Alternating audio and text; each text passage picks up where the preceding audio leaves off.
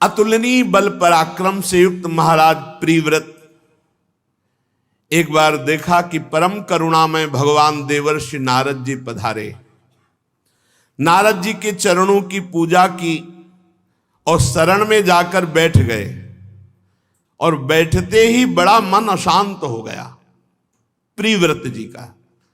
ये वही प्रिव्रत हैं जो आत्मबोध प्राप्त महापुरुष, जिनके लिए ब्रह्मा जी आकर आदेश किए कि गृहस्थाश्रम में जाओ, जिनके लिए प्रश्न करते हैं परीक्षित जी कि महाराज आत्मबोध प्राप्त महापुरुष गृहस्थाश्रम में कैसे रम गया। वही आज जब इतना सब कुछ हो गया, देवर्षि नारद जी के पास बैठ करके कहा, प्रभु मेरा मन अशांत हो गया है, अब मेरा मन भाग रहा है विरक्ति की तरफ। ये बड़े आश्चर्य की बात है। अहो जो शब्द लिखा है, अहो कितना बुरा ये माया का प्रपंच है। महाराज प्रिव्रत करे, मेरे अंदर विषय लोलुपता पैदा कर दी। ये कभी कोई न सोचे, कभी कोई न सोचे, मरे मन में भी जीवित करके। रामचरितमानस में आता है, जब काम ने अपना प्रभाव दिखाया तो मरे मनों में भी काम जागृत। मरे मन का मतलब भगवत प्राप्त महापुरुषों के भी है। तो देवर्षि नारद जी भगवत प्राप्त नहीं है क्या? इसीलिए सब हरिश शरणम हरिश शरणम हरिश शरणम। नारद जी से कहा, प्रभु मेरी इंद्रियां विषय लोलुप हो गई, मैं तो अंधकूप में गिरा रहा हूं। बस बस बस, बहुत हो गया, बहुत हो गया, अब नहीं अब नहीं अब नहीं। ये बड़े आश्चर्य की बात है। क्या बन गया? कहां मैं आत्म स्वरूप में रमण करने वाला और कहां स्त्री के हाथ का खिलौना बन गया, स्त्री का क्रीड़ा मृग बन गया। धिक्कार है, धिक्कार मेरे ज्ञान को।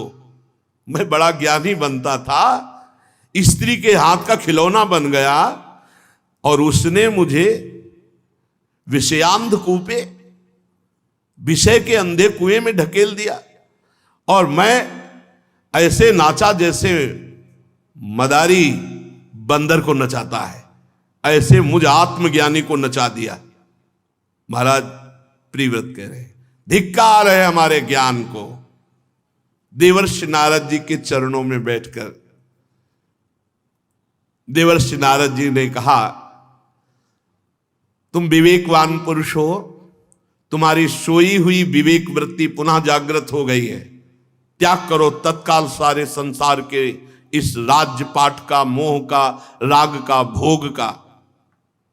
जैसा आदेश हुआ उसी समय सारी पृथ्वी के आदि सम्राट महाराज मनु के पुत्र प्रिव्रत जी ने अपने पुत्रों में राज्य लक्ष्मी को बांट दिया, और मानो मर गए हों ऐसे मृत तुल्य होकर के, घोर वैराग्य धारण करके, नारद जी के बताए हुए मार्ग से पुनः अपने स्वरूप की तरफ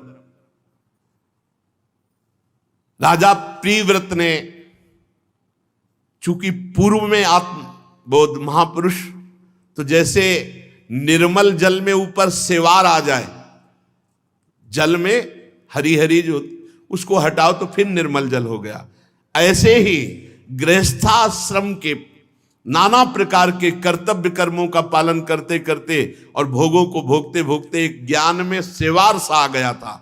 देवर्षि नारद जी के बताए मार्ग से उन्होंने पुनः उसको अलग किया, और संपूर्ण भोगों को मृत तुल्य अनुभव करते हुए अपने स्वरूप में स्थित हो गए।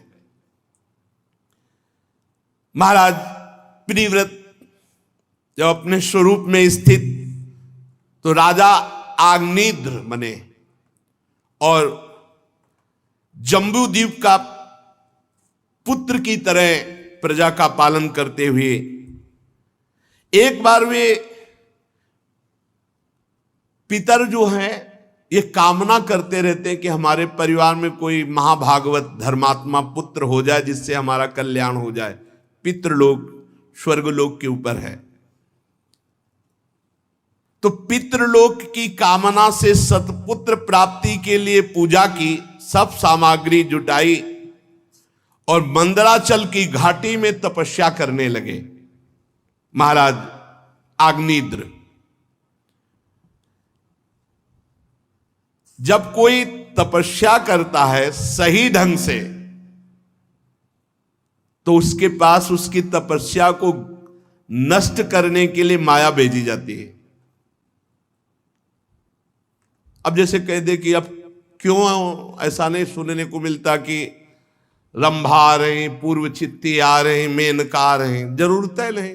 देवता लोग देखते हैं इतने में गिर गए हैं मृत्यु लोक के ही भोगों में, तो फिर देवलोक के भोग काय को भेजेंगे। जब ये अपनी कठोर तपस्या में संलग्न हुए महाराज आग्नेद्र, तो पूर्व चित्ती नाम की अप्सरा भेजी गई, बहुत ही सुंदर। आग्नेद्र जी जहां तपस्या कर रहे थे, मंदराचल की घाटी बड़ी रमणीय थी, एकांत स्थल। अब वो अपने गायकों के साथ आई, बड़े सुंदर सुंदर गीत गाए जा रहे हैं, वाद्य बज रहे हैं। अब उसने नृत्य गान आदि के द्वारा उनका ध्यान भंग किया महाराज आग्नेद्र का। समाधि योग में स्थित उन्होंने आंख खोली तो सामने दिखाई दी मानो नवीन कमल की कली, ऐसे सुंदर नेत्र और दिव्य एक अप्सरा। महाराज समाधि में थे, आंख खुली तो समाधि को भूल गए कि कहां समाधि में थे। सामने जो ही पूर्व चित्ती अप्सरा को देखा, भूल गए। वही विलासपूर्ण गति, क्रीड़ा, चापल्य, लज्जा, विनय युक्त चितवन। कामदेव ने देखा कि बढ़िया अवसर है। क्या बढ़िया अवसर है?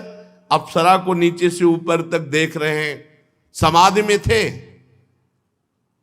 संभलने का होश अवसर नहीं दिया जाता, होश नहीं दिया जाता।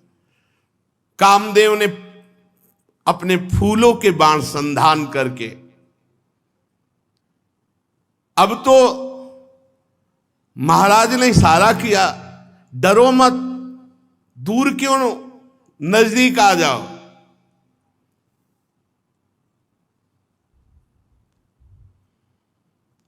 मना कर दिया। आयु उन्हीं के लिए है, जब मना होता है तब और आसक्ति प्रबल होती। उठ खड़े हुए और इतने आसक्त चित्त एक दृष्टि में हो गए। तुम कौन हो? उनको लगा कि ये कोई ऋषि है आए हुए।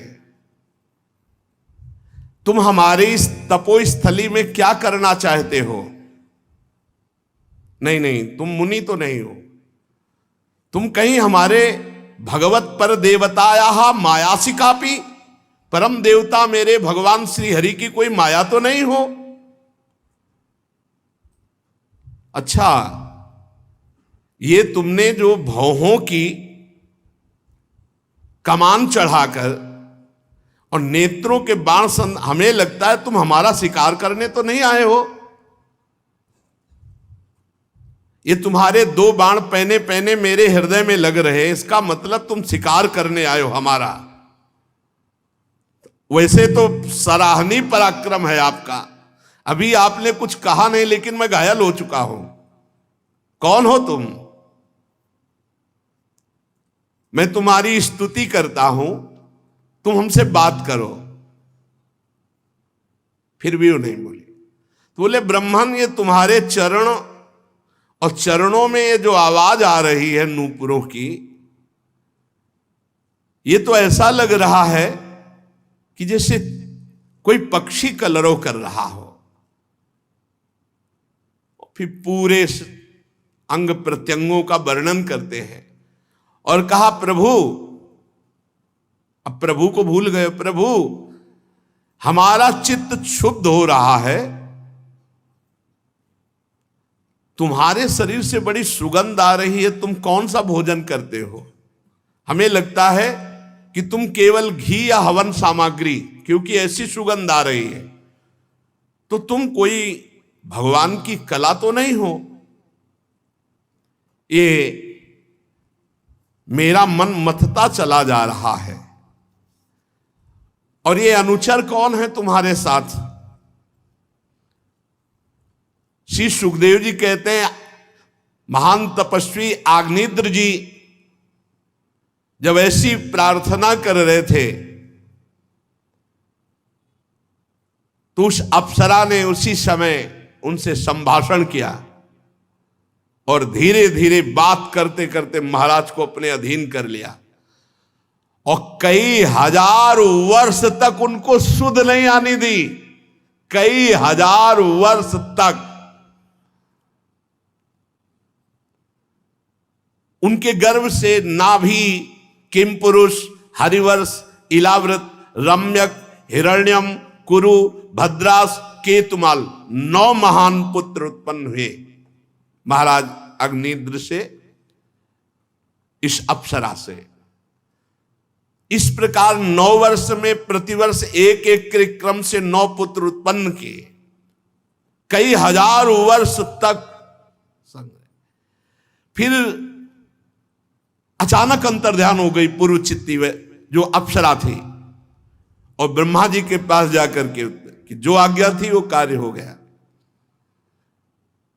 महाराज नए स्वर्ग की रचना कर रहे थे विश्वामित्र जी, मेनका जी, इनको लगाव नहीं होता, आसक्ति नहीं होती इनके हृदय में किसी के प्रति प्रेम नहीं होता। ये केवल आज्ञा का पालन करने आते हैं, उतना ही केवल जितना आज्ञा है। अब जे ही शकुंतला प्रकट हुई, तप नष्ट हुआ, अभी विश्वामित्र जी समझ भी नहीं पाए थे, अंतर्ध्यान हुए।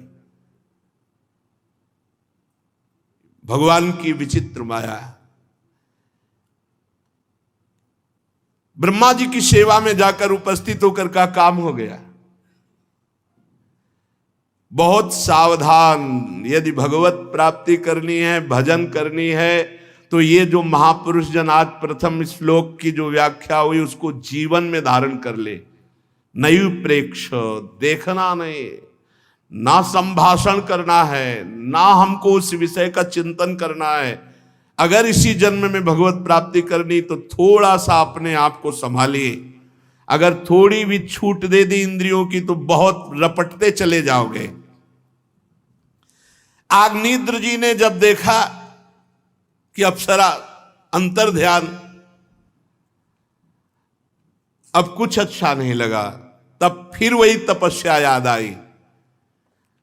तो जो 9 पुत्र हुए उनको जम्बू द्वीप के 9 विभाग करके अलग अलग राजा बना दिया और आप वही फिर समाधि में पहुंच गए।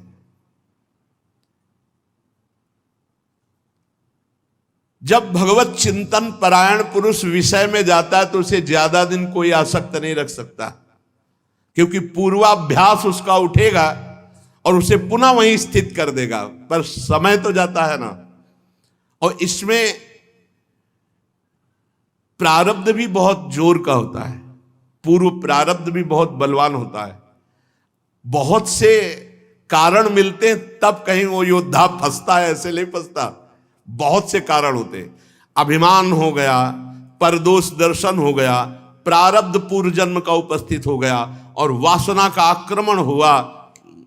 देवता अपने अपने इंद्रियों के द्वार में बैठे उसे, तब वो कहीं योद्धा परास्त। लेकिन वो हरि का जो जन होता है वो परास्त नहीं होता। जिस समय जैसे होश आया वो फिर अपने स्वरूप में उसी जगह पहुंच जाएगा। नामे भक्ता प्रणश्यति, भगवान ने कहा मेरे भक्त का नाश नहीं होता। आग्नेत्र जी ने विचार किया कि अरे मेरे परम पुरुषार्थ को अप्सरा ने अपहरण कर लिया। फिर उन्होंने समस्त भोगों का त्याग करके अपनी चित्तवृत्ति प्रभु में लगाया और शरीर छोड़ दिया।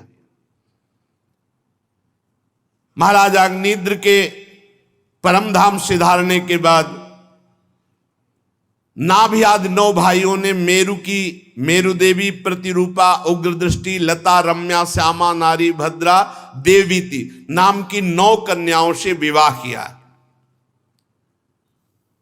नाभि के कोई संतान न थी, इसलिए उन्होंने अपनी भार्या मेरु देवी के सहित भगवान का यजन किया।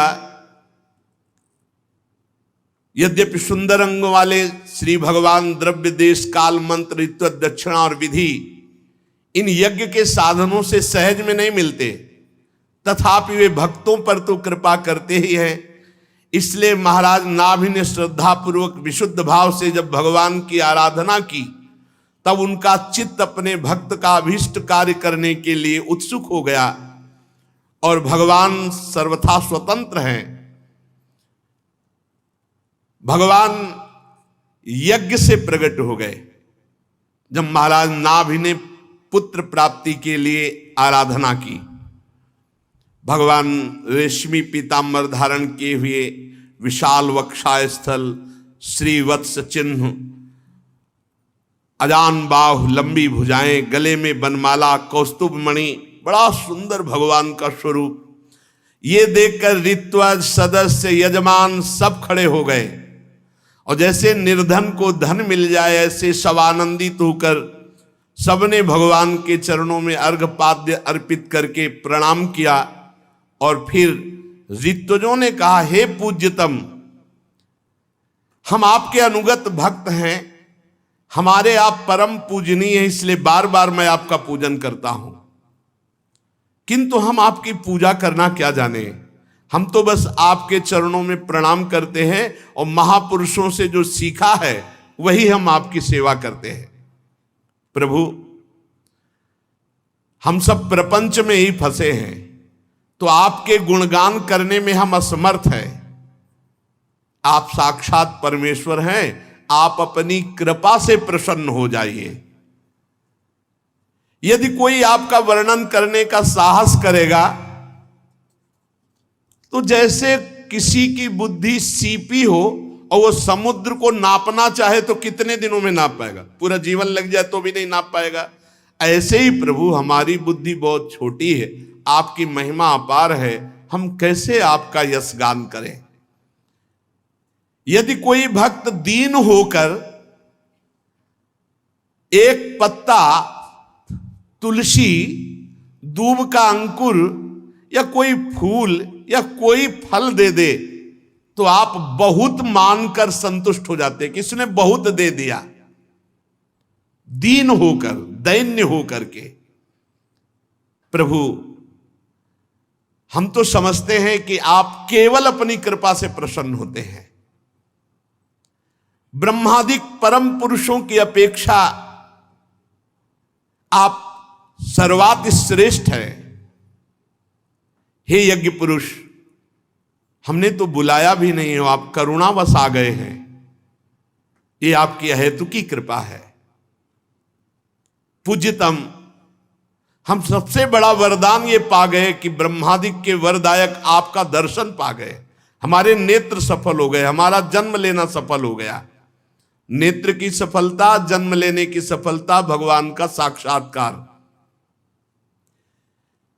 आपका दर्शन तो वो पाते हैं जो रात दिन आपका मंगलमय चिंतन करते रहते हैं और वैराग्य से प्रज्वलित हुई ज्ञानाग्नि के द्वारा अंतःकरण के राग द्वेष को भस्म कर देते हैं और जिनका स्वभाव सम और शांत है, वो आत्माराम मुनिगण आपका दर्शन पाते हैं। प्रभु, गिरना, ठोकर लगना, छींकना, जम्हाई लेना, बुखार आना या और कोई कष्ट होना, इन समयों में आपका जो स्मरण करते हैं उनके सकल अमंगलों का नाश हो जाता है।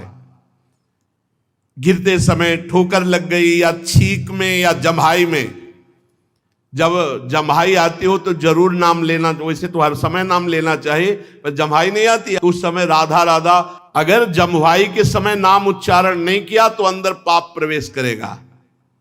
राम राम कही जे जमुहाही, तिन्हि न पाप पुंज समूहाही। अगर आप ऐसे ही करते तो बेमतलब में पाप अंदर जा रहे। राधा राधा बोलो, कृष्ण कृष्ण बोलो। देखो क्या कह रहे, गिरते समय अचानक राधा, ठोकर लगते समय राधा, छींक आवे तो राधा, जम्हाई आवे तो राधा, बुखार में है तो राधा, या कोई भी दुख है तो राधा। उसका परम मंगल हो जाता है, उसका अनिष्ट नहीं होता। आहा, हे प्रभु भक्तवत्सल दीनबंधु, एक प्रार्थना और है। प्रभु कोई ऐसी वस्तु नहीं त्रिभुवन में जो आप दे न सके, फिर भी आपसे कुछ मांगना ऐसा है जैसे चक्रवर्ती सम्राट से भूसा मांगना। पर हम मांग रहे हैं अपने लिए नहीं, अपने यजमान के लिए। हमारे यजमान राजर्षि नाभ हैं, इनके कोई संतान नहीं है, और ये यज्ञ भी संतान के लिए ही कर रहे थे। आप कृपा करके प्रकट हुए हैं। तो प्रभु वैसे आपकी माया का पार पाना बड़ा कठिन है, हम माया से ही प्रेरित होकर बोल रहे हैं। देवादिदेव आपकी कृपा से सब काम बन जाता है, इसलिए हम अज्ञानियों की धृष्टता क्षमा करें और मेरे महाराज को पुत्र हो ऐसी आप कृपा करें। भगवान ने कहा कैसा पुत्र हो चाहते हो? तो समस्त ऋतुजों ने कहा प्रभु जब आप प्रकट हुए हो तो आप ही जैसा पुत्र हो। तो श्री भगवान ने कहा, ऋषियों बड़े असमंजस की बात कह दी, मेरे जैसा पुत्र तो मैं ही हूं। इसका मतलब राजर्षि नाभ के पुत्र रूप में मैं प्रकट हूं, मैं तो अद्वितीय हूं। मैं नाभि के यहां अवतार लूंगा। आप सब ऋषियों की प्रार्थना स्वीकार हुई। महारानी मेरु देवी के सुनते हुए भगवान अंतर ध्यान हो गए। परीक्षित, उस यज्ञ में महर्षियों द्वारा भगवान के प्रसन्न किए जाने पर नाभि का परम प्रिय हुआ। महारानी मेरु देवी के गर्भ से महाराज नाभि की पत्नी मेरु देवी शुद्ध सत्यमय विग्रह धारण करके भगवान ऋषभ देव जी के रूप में प्रकट हुए।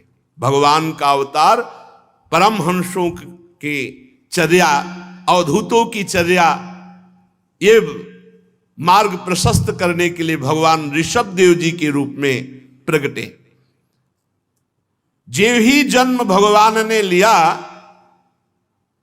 वज्र अंकुश आदि चिन्ह चरणों में बने हुए थे। समता, शांति, वैराग्य, ऐश्वर्य, महाविभूतियां, ये सब भगवान में विराजमान। राजा, मंत्री, प्रजा, ऋषि, ये सब प्रसन्न हो गए देख करके। ऐसा तेज, ऐसा ऐश्वर्य, यश, पराक्रम, प्रबलता कि ऋषियों ने नाम रखा ऋषभ। ऋषभ माने श्रेष्ठ, जिसे कोई परास्त न कर सके, ऋषभ। भगवान का नाम हुआ ऋषभ देव। नाभिनंदन के रूप में भगवान ऋषभ देव जी प्रकट हुए, साक्षात श्री हरि। अभी ये कुछ ही समय के थे कि इंद्र ने वर्षा बंद कर दी। तो उन्होंने पिताजी से कहा आप चिंता मत कीजिए, और अपनी योग माया से इस भारतवर्ष का नाम पहले अजनाब वर्ष था, अजनाब वर्ष, खूब वर्षा करवाई। पूरी प्रजा को सुखी देखकर नाभि जी बड़े प्रसन्न हुए कि हमें महायोग पति भगवान श्री हरि पुत्र रूप में प्राप्त हुए हैं। खूब लालन पालन किया। उनके सौभाग्य का क्या वर्णन, जिनके भगवान पुत्र बने हों। जब और थोड़ा सयाने हुए भगवान ऋषभ देव जी, तो देखा संपूर्ण प्रजा स्वाभाविक भगवान ऋषभ देव जी से प्रेम करती है। तो राज्य अभिषिक्त चक्रवर्ती सम्राट पद पर ऋषभ देव जी को और हाथ जोड़कर प्रार्थना की कि प्रभु हमारा काम हो गया, और अपनी पत्नी मेरु देवी को लेकर बद्रिका आश्रम गए और वहां ये पहले समाधि में थे,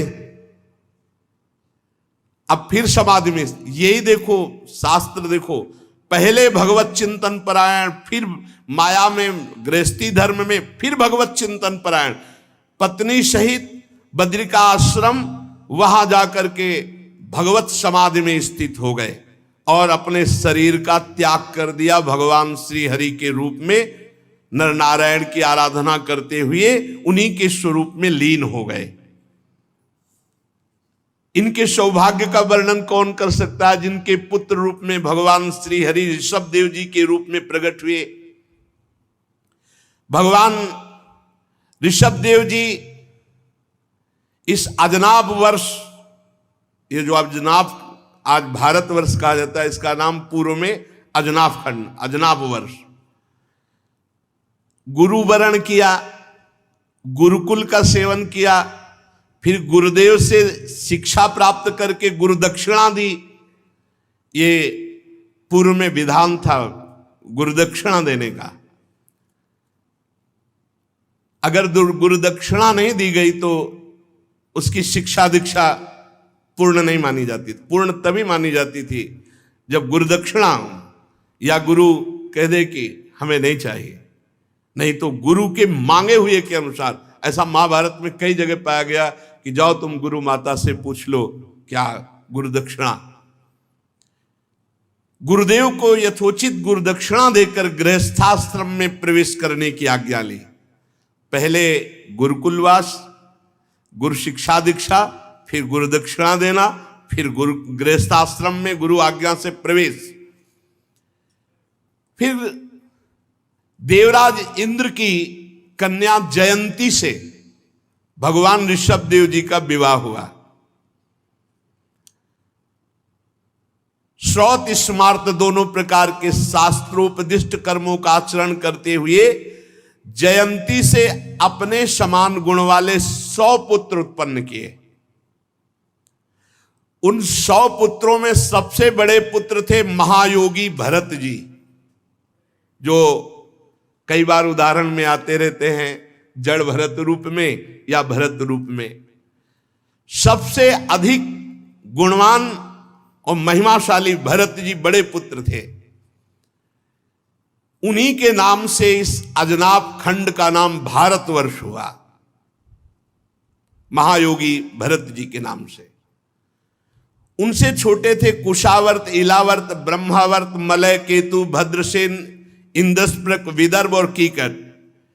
ये 9 राजकुमार शेष 90 भाइयों से बड़े एवं श्रेष्ठ थे। इनसे जो छोटे थे वो बहुत बड़े योगीश्वर हुए। 9 कवि, हरि, अंतरिक्ष, प्रबुद्ध, पिप्पलायन, आविर्होत्र, द्रुमिल, चमस, करभाजन। ये भागवत धर्म से युक्त महायोगी परमहंस सन्यासी, जो आगे 11 स्कंद में इनके उपदेश सुनने को मिलेंगे। इनसे छोटे जो 81 पुत्र थे, पिता की आज्ञा पालन करने वाले, अति विनीत महान वेदज्ञ, निरंतर यज्ञ करने वाले, ये ब्राह्मण रूप होकर पुण्य कर्मों का, यज्ञों का अनुष्ठान करने वाले हुए। बड़े भरत जी, उनसे 9 ये जो कुशावर्त, इलावर्त, ब्रह्मावर्त, मलय, केतु, भद्रसेन, इंद्रप्रक, विदर्भ, कीकट 90 हो गए। उनसे 9 कवि जी, हरि जी, अंतरिक्ष जी, प्रबुद्ध जी, पिप्पलायन जी, आविर्होत्र जी, द्रुमिल जी, चमस जी, करभाजन जी।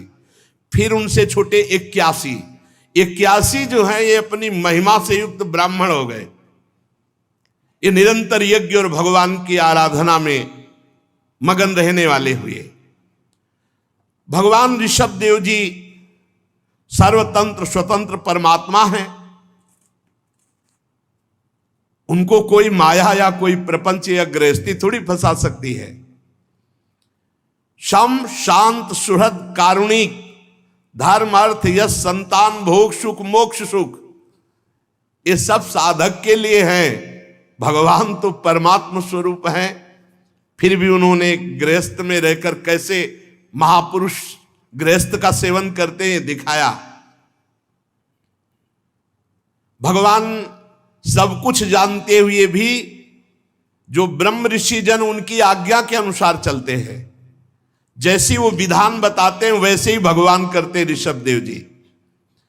द्रव्य देश काल आयु श्रद्धा ऋत्व सब उन्हीं से हैं, पर जैसा आदेश ब्रह्म ऋषि जन करते वैसा स्वयं भगवान करते, ये आचरण है।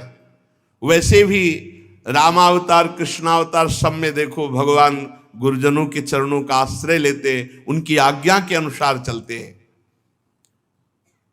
भगवान ऋषभ देव जी अपनी प्रजा को पुत्रवत सुख प्रदान कर दे और सबको ये बताते कि ये आकाश कुसुम के समान संसार है। जैसे आकाश में फूल आदि दिखाई दे, बने हुए बादल के चित्र दिखाई दे, वो सब एक हवा में नष्ट हो जाने वाले, ऐसे ये मायाकृत संसार काल के द्वारा नष्ट हो जाने वाला है। इसलिए प्रजा को समझाते कि कोई भी एक क्षण भी भगवान की आराधना किए बिना व्यर्थ मत जाने दो। ये संसार के सुख केवल दिखावटी, इनमें सत्य नहीं है।